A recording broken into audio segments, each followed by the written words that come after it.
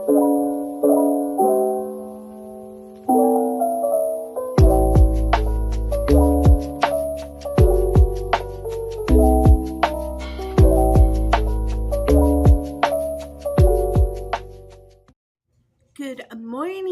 morning, everybody. How is everybody doing today?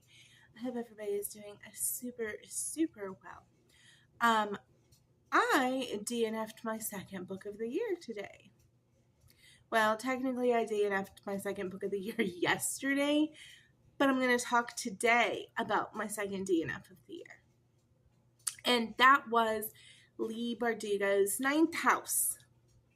Now, might be controversial. It did really well amongst, I guess, Leigh Bardugo readers. I've read some of Shadow and Bone, not all of it. Have not read Six of Crows. And I really wasn't really sure what I was getting into with this book. I assumed it was going to be fantasy, just being a Leigh Bardugo book, but I just really wasn't sure. And yeah, it was interesting. So I have a video on the many reasons I DNF'd the Ninth House. And let's start with the very first reason. Her name's Galaxy. That's not a real reason, but immediately I was like, her name's Galaxy. She goes by Alex Stern, but her name is Galaxy Stern. And I was like, that's kind of,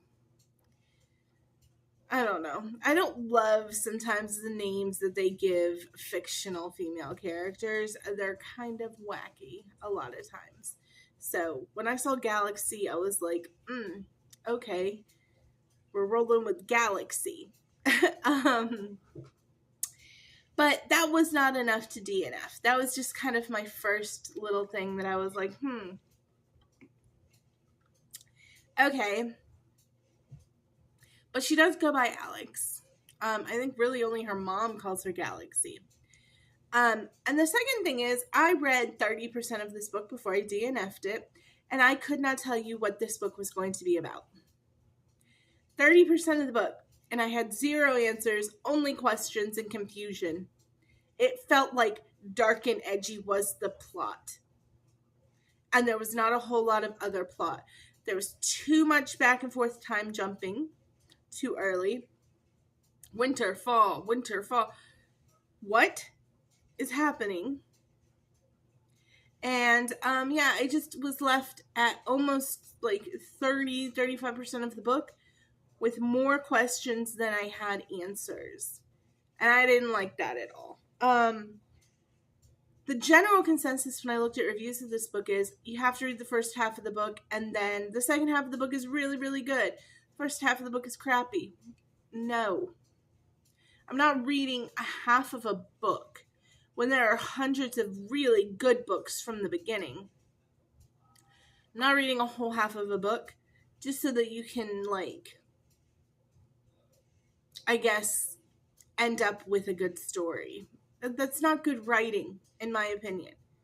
I should not have to read this much of your book in order to enjoy your book or even understand what the flip is going on in your book. It should not take me 30 to 40%.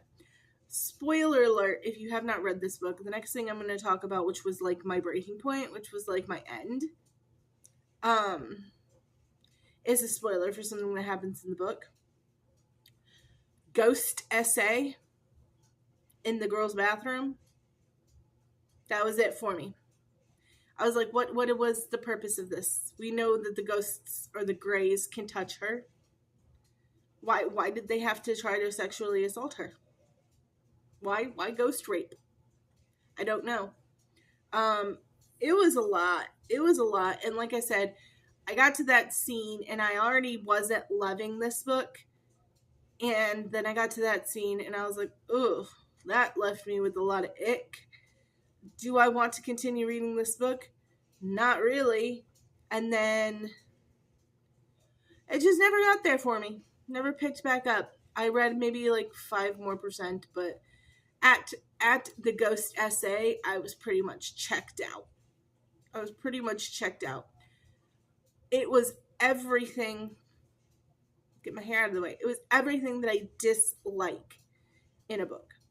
Dark and edgy for no reason, just like that's the plot.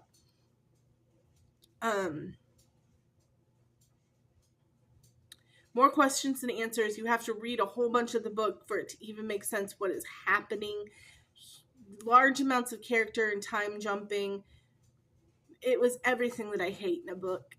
And so, yeah, we DNF'd that one. So, sorry if you were really looking forward to a Saturday morning review of Ninth House and Hellbent. I didn't even obviously start Hellbent, and Ninth House was a DNF.